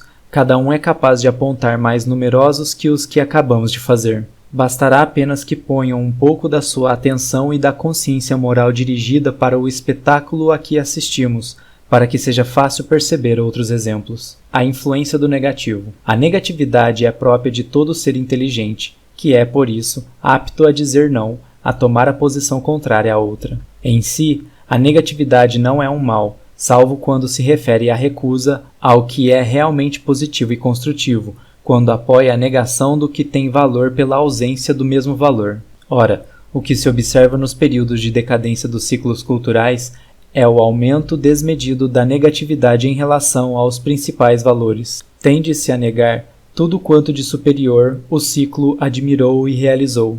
Há uma completa inversão da escala de valores e todos os setores são atingidos pela ação negativista. Os princípios religiosos, que constituem os fundamentos do ciclo, são abalados pelas doutrinas negativistas, que não se contentam apenas em pôr em dúvida, mas em negar peremptoriamente o que até então era aceito, admitido e venerado. Não para aí a ação negativista. Ela busca atingir, sobretudo, os costumes, negando a validez ética a determinados atos e modos de proceder, e estabelecendo que outros devem ser preferidos, o que invade o campo das relações humanas e põe em risco o que até então mais aproximava os homens. Não é de admirar que períodos decadentistas e de alinhamento aos princípios morais sejam os períodos em que os homens mais se afastam uns dos outros e que a atomização social aumenta a ponto de não haver mais possibilidade de compreensão entre dois seres humanos que não podem mais dialogar e assistimos aos diálogos de surdos em que uns não entendem mais os outros. A barbarização revela-se aí, ameaçando abranger a totalidade da sociedade. A propaganda do negativismo é feita por todos os meios imagináveis, e nisso se esmeram, sobretudo, os subliteratos, que buscam apossar-se de todos os meios de comunicação. Com raras exceções, contribuem nas mínimas notícias, até na propaganda negativista, na anulação dos valores. Não sabem, ou então, se o sabem, o fazem por malícia, que uma simples notícia pode conter algumas palavras que animem ao bem ou estimulam ao mal. Quem escreve para os outros tem uma grande responsabilidade e deveria ter pelo menos uma formação psicológica e moral básica, suficiente para não ser apenas um veiculador de más notícias, de más informações e, sobretudo, de conselhos perniciosos. Quando, por exemplo, se leem nesses correios íntimos que se encontram nos jornais, em que pessoas desesperadas vêm solicitar o auxílio de um redator ou redatora e leem-se as soluções que oferecem a casos sérios, que exigiriam, como têm exigido, longos e pacientes estudos de psicólogos, psiquiatras, etólogos e moralistas, as soluções precipitadas e estandarizadas, as respostas que dão, com toda a irresponsabilidade que cabe a quem trata de um assunto que exige maior cuidado e estudo, como se fosse um simples conselho para usar um vestido desta ou daquela cor, e aconselha-se fazer ou não fazer, o que poderá marcar o rumo definitivo, bom ou mal, a uma vida. Tudo isso é simplesmente de estarrecer. E se nesse caso alguém viesse dizer que tais programas deveriam ser proibidos ou realizados por equipes de homens e mulheres competentes na matéria, levantar-se-ia o vozeiro daqueles que falam em liberdade de expressão, em liberdade da palavra, como se a liberdade pactuasse com a falta de ética e com a irresponsabilidade. Não somos defensores da censura, sobretudo quando essa caiba ao Estado, já que esse se deixa arrastar pelos interesses políticos e pode, naturalmente, empregá-la com outras intenções. Contudo, é mister que se compreenda que a liberdade de imprensa prestou grandes benefícios, mas também trouxe males pela liberdade concedida a certos autores que difundiram seus erros e suas tolas maneiras de considerar e julgar, que muito auxiliaram a pôr a atual humanidade numa situação de verdadeira desordem intelectual e moral. A desenvoltura com que intelectuais despejaram sobre o mundo, ideias e mais ideias sem a menor consistência, sem uma base sólida, precipitadas formações filosóficas de autores não devidamente preparados, foi uma verdadeira desgraça. Quando ante os atuais conhecimentos da física e da eletrônica se vê que tantas teorias, fundadas apenas na matéria corpórea sensível como a última realidade e fundamento de todas as coisas, teses que foram afagadas pelos materialistas, que pareciam ameaçar céu e terra com as suas teorias, cujos corifeus eram apresentados como gênios incomparáveis, não têm mais nenhuma procedência, quando até sábios soviéticos se atrevem a afirmar que há algo além e superior à matéria. Sem receio dos anátemas de Engels, todas essas doutrinas só têm um destino: o lixo. E o lixo, sim, porque tais senhores foram tão desaforados, tão pretensiosos, fizeram afirmações tão altissoantes das suas teorias, buscaram ridicularizar sem dó as doutrinas contrárias às suas, muito mais consistentes e muito mais bem construídas por terem bases matemáticas e ontológicas seguras, que hoje não se pode nem se deve lamentar a sua derrota. A ignorância moderna do que se realizou de grande durante a Idade Média, incluindo as grandes obras filosóficas do Renascimento até o século XVII, foi causa de muita doutrina mal fundada, que teve a seu favor o apoio dos ignaros, mas que não podia vencer o tempo, como venceram o pitagorismo, o platonismo, o aristotelismo, o tomismo, o escotismo, o suazerismo, etc.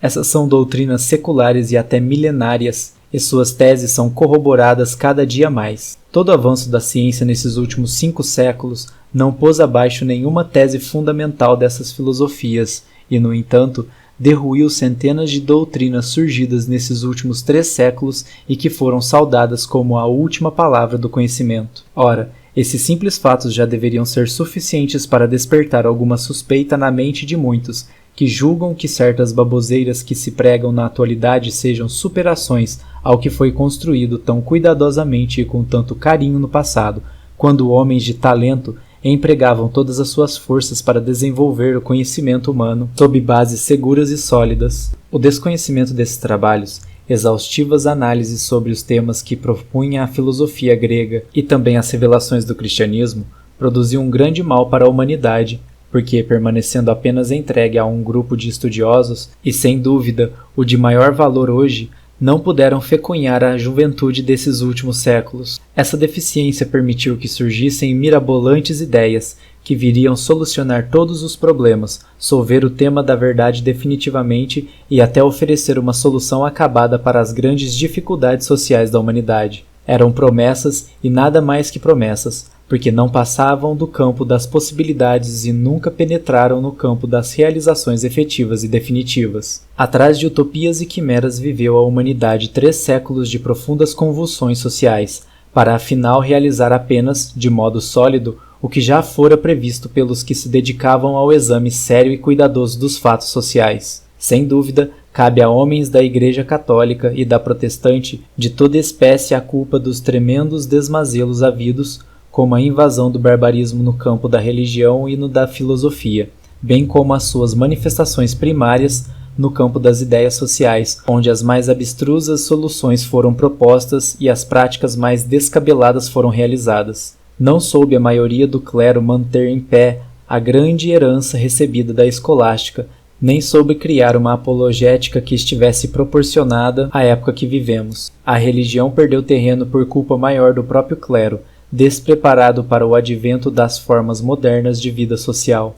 Por outro lado, os adversários da Igreja iriam aproveitar-se com ênfase de tudo o que parecesse derruir em seus fundamentos a religião e carimbar para sempre, como falsas, as suas mais caras afirmações. O clero não soube e não pôde lutar em benefício do povo e permitiu que se explorasse a concupiscência popular pela exageração das ausências e pelas afirmativas exageradas de injustiça social, muito embora fundadas em realidades insofismáveis. Uma literatura precipitada e eivada de erros encarregou-se de fazer a inteligência humana descambar para as mais torpes ideias, que eram apresentadas como o que de mais alto havia alcançado o espírito humano, verdadeiras fulgurações da verdade imortal. Anunciou-se a morte de Deus com ênfase, o fim da religião como algo próximo. Mas, ao mesmo tempo, as mais espantosas conversões abalavam o mundo. No campo da ciência, hoje não se conhece nenhum grande sábio, realmente grande, que seja ateu. Alguns podem ser bafejados pela publicidade. Aliás, essa está sempre pronta para incensar as mediocridades. Mas quem conhece e pode aquilatar os verdadeiros valores sabe perfeitamente que o campo do ateísmo perde constantemente os melhores elementos e só aumenta o número de mediocridades. Essas mesmas, ao despertarem para a luz, afastam-se do negativismo e do barbarismo das ideias primárias e vão buscar novos horizontes. Sem dúvidas, as igrejas pouco têm contribuído para tais fatos. Grande parte dos convertidos não foram guiados por mãos de sacerdotes, embora haja muitos que realizam impressionantes conversões. A maior parte dos convertidos o foram espontaneamente, por sua própria ação, por se lhes ter um dia clareado a mente e compreendido que o ateísmo, o materialismo, o positivismo e doutrinas dessa espécie não se mantinham em pé quando passavam pelo crivo de uma crítica filosófica séria. Contudo, o mundo foi invadido e inundado de obras malsãs que, em nome do princípio de liberdade de imprensa, vieram a público e infestaram toda parte. Pessoas desesperadas começaram a ler livros que, sob o nome sagrado da ciência, propunham doutrinas sem a menor consistência. Julgava-se que ser científico é ser materialista e ateu. Chegou-se a criar a impressão de que a ciência e filosofia não podiam trabalhar juntas e que a religião e a ciência eram polos contrários, uma do erro e da crendice popular e a outra do saber epistêmico, culto e sólido. No século XIX, então as controvérsias entre religião e ciência atingiram o máximo. Parecia aos olhos dos inadvertidos que o ateísmo havia ganhado para todo o sempre a batalha. As conquistas da ciência haviam mostrado a improcedência de qualquer credo religioso. A religião era apenas o campo bárbaro do conhecimento, e a ciência o campo culto e civilizado. A ciência in vitro resolveria todos os problemas que haviam angustiado a mente dos filósofos. O laboratório daria a solução final. O grande dia estava próximo, e havia até filósofos que temiam dizer o que eram, e religiosos que já escondiam a manifestação de sua fé, porque o inteligente, o superior, era o ateu. Blasfemar contra Deus, fazer graças com as coisas santas e, sobretudo, desancar o porrete no clero, casta ignominiosa e infame. Que o clero merecesse muito do que recebeu, sem dúvida é procedente, porque foi quem contribuiu para tais erros, como ainda contribui, apoiando sem habilidade certas doutrinas modernas que se propõem solucionar todos os problemas humanos. Não é possível que a Igreja Católica e os protestantes queiram fazer alguma coisa de mais sério se não prepararem devidamente os seus homens. Não é possível fabricar padres como se fabricam salsichas.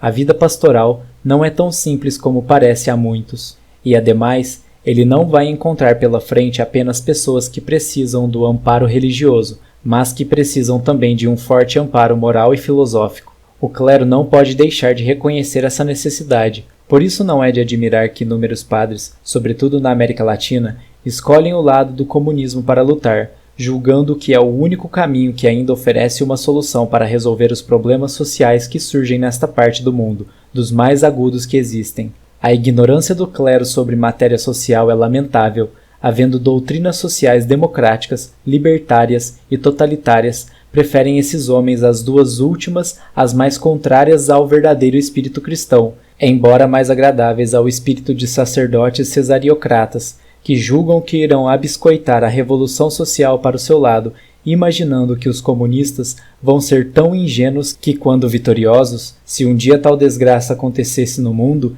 iriam poupar a Igreja e admitir que o clero participasse também do poder. Queremos mostrar, assim, como o negativismo atua na sociedade invadida pelo barbarismo. Em todos os setores, a recusa à positividade e ao construtivo se instaura. Nega-se o valor real para exalçar-se o desvalor transvertido de roupagens que não são suas. Desbraga-se em elogios para o que é mesquinho, e esses são poupados para os de real valor. O silêncio deve cercar a obra dos realmente grandes, enquanto o elogio encomendado é propagado aos quatro ventos. Há grupos que orientam essa propaganda, mas subordinados a outros maiores. Estamos aqui, em face de uma das mais criminosas organizações de exploração humana, verdadeira conspiração internacional, organizada por homens da pior espécie, criminosos natos e maliciosos, que chefiam a mais hedionda organização de exploração em todos os setores, incluindo o dos estupefacientes, dos narcóticos, do tráfico de brancas, do crime, etc. Verdadeira internacional que se liga em todos os setores da atividade humana e domina quase todos os meios de publicidade, influindo ainda indiretamente nos que não domina, mas o suficiente para orientá-los segundo os seus interesses, que consistem em derruir a ordem cristã e estabelecer outra vez a ordem do dente por dente, olho por olho, que é a ordem genuinamente bárbara. A denúncia dessa monstruosa organização já tem sido feita, mas inutilmente. Seu poder faz calar quem se atreva a denunciá-la. Até hoje, não vimos nenhum marxista ter coragem de atacá-la. Apenas apontam aspectos particulares, fazendo cair a culpa sobre partes que têm o papel menor, nunca sobre os verdadeiros culpados. Atribuir ao capitalismo americano todos os males, como fazem, é um modo injusto e desonesto de apontar erros, porque eles sabem muito bem que o capitalismo explorador e imperialista não é o americano, mas sim o internacional. Eles sabem ou deveriam saber o que lhes ensinaram seus mestres, Marx, Engels, Lenin, Zinoviev, Kamenev, etc., que o capitalismo dessa espécie não tem pátria, e sabem, sobretudo, que os grandes trusts internacionais não são compostos de americanos apenas, mas de ingleses, franceses, alemães, suíços, italianos, levantinos de toda espécie, russos também e até de alguns brasileiros de renome e apoio popular. Sabem que tais homens não têm pátria e lutam pela destruição da ordem cristã que os embaraça, e que têm ao seu lado a cumplicidade de muitos homens do clero. Sabem disso, e se sabem, por que não denunciam? E se não denunciam, como podem impedir que sejam acusados também de cúmplices quando defendem as mesmas posições no campo da filosofia e no campo da política lançam seus ataques com o endereço errado, propositalmente, pois sabem muito bem como se dá o mecanismo da exploração humana, pois seus mestres já lhe ensinaram. Não é possível que esses maus discípulos tenham memória tão fraca. Se a têm, aqui estamos para reavivá-la e pedir-lhes que vão ler outra vez os seus mestres, pois lá encontrarão a história contada desse modo, e não do modo como atualmente fazem. Essa propaganda encomendada e teleguiada por grupos secretos é um dos mais sérios e graves problemas que surgiram para a humanidade, porque obedece a intenções maliciosas e cruéis. O cristianismo, pela sua índole, não favorece a exploração do homem pelo homem. É a única religião que não se funda numa raça, nem numa casta, nem numa classe, nem num povo. É uma religião que não depende de nenhum fundamento cultural, já que o cristão pode surgir em todos os estamentos e poderia surgir em qualquer época. Essa é a razão por que ele provoca em muitos setores uma antipatia feroz. Há grupos raciais que o odeiam. Por outro lado, os que gostam de escravizar homens, os que sentem extremado prazer sádico em ver alguém sofrer ou ser explorado por outro, os que têm um gozo infinito em ganharem à custa do suor alheio de haver arrebatado de seus semelhantes o que lhes pertencia para utilizarem-no em seu proveito. Em suma, todos os exploradores e expropriadores do homem têm verdadeira ogerizada ao cristianismo, porque esse, em sua pureza moral e filosófica, não se compadece com tais práticas. É demasiado humano para agradar a desumanos. É demasiadamente ético para agradar a monstros morais. É demasiadamente nobre e digno para agradar às almas sujas e infames. Não se poderia esperar outra coisa que uma aversão organizada em grande escala. Por outro lado, todo ato de fraqueza que homens da Igreja possam realizar causa um gáudio imenso aos adversários. Nada mais agradável para os seus inimigos que o mau clero, que o religioso hipócrita, que a defesa tola da sua doutrina, que a pregação ingênua e mal fundada. Tudo isso é recebido com prazer pelos bárbaros, que sentem que o cristianismo se fundamenta em bases culturalmente muito fortes, já que nenhuma criação da ciência e da filosofia não cristã conseguiu abalar qualquer das suas teses fundamentais. Pode, naturalmente, quem desconheça o que se tem realizado nesse setor acreditar no contrário, mas isso será devido apenas à sua ignorância. Se há algum leitor que aceita o contrário do que dizemos, que leia a obra dos grandes autores da Igreja, as quais certamente desconhece, e verá que o cristianismo filosoficamente está fundado nos mais sérios postulados e que a ciência, em nenhum momento, no que ela tem adquirido de certo e experimentado, abalou nenhum desses postulados. senão para os inadvertidos. Contudo, a opinião de amplas camadas de literatos e intelectuais é contrária ao que dizemos. Julgam que se dá precisamente o inverso. Muitas vezes, ao discutirmos com homens que se dizem anticristãos, observamos que eles constroem uma visão falsa do cristianismo. Não encontramos até hoje um único ateu que tivesse uma ideia clara e justa de Deus. O Deus que eles concebem é uma caricatura, deformada pela imaginação e produto de leituras precipitadas em autores mal intencionados, que é atribuída aos cristãos. Chegamos até a conclusão de que não há ateísmo, há apenas uma má colocação do que seja o teísmo. Desde o momento que se esclareça devidamente a concepção de Deus, não aivada de contradições que podemos construir, tudo muda de figura e o próprio ateu vacilará na sua descrença. É mister que se note que a descrença também cansa. O ceticismo, o agnosticismo e o ateísmo cansam, fadigam. Cada um sente a impossibilidade de prosseguir sem a crença em algo superior. Há um momento em que a sua mente e o seu coração se dirigem incontroladamente para uma fé. Se há muitos que já não podem crer, há muitos mais que já não podem mais descrer. Há uma fonte de fé e de esperança no mundo. Se o espetáculo atual parece constritador, uma boa análise revela que esse desespero já é um desesperar do desespero e anuncia muita positividade para atualizar. Há campo aberto para realizar obras extraordinárias, à espera de novos apóstolos, mas humildes apóstolos, que saibam reconhecer o seu próprio valor e não desmereçam o de seus adversários, como o exige a justa humildade cristã. A propaganda negativa a que assistimos está chegando ao seu ápice. Já fadiga, já repugna. Há muita fé a desabrochar, e há muitas mentes prontas para as grandes afirmações. É mister que os que sentem a necessidade de realizar algo positivo e construtivo procurem seus companheiros e afins e unam-se a eles para fazer alguma coisa. Se há esperança que se abatem e provocam em nós o desabrochar de desalentos que nos parecem invencíveis, será um erro deixarmos-nos entregues ao desespero, sem aguardar que brilhe outra vez em nós uma luz de esperança nos altos valores. Foi precisamente nos momentos em que tudo parecia perdido que a humanidade encontrou uma vereda que a pôs a salvo. Quando parece terem desruído todas as possibilidades, eis que surgem novas promessas carregadas de efetivas realidades. Vivemos um mundo terrível da nossa história, a invasão vertical dos bárbaros, ao lado da ação corruptora dos que desejam destruir nosso ciclo cultural, atuam terrivelmente, quase sem peias, mas elas levam dentro de si também as suas posições, prontas a irromperem exigentes, e nós ainda dispomos de inesgotáveis recursos para a resistência e para a recuperação do terreno perdido. A ação negativista é preciso contrapor à ação positiva. É mister, contudo, que se tenha bem aguda a suspicácia necessária para perceber o que há de negativo e denunciá-lo. É mister que ponhamos nossa consciência alerta e prestemos atenção a tudo quanto se faz de destrutivo. É mister ainda que atentemos para o que se apresenta de novo no mercado das ideias e com acuidade captar o que traz de malicioso e negativo.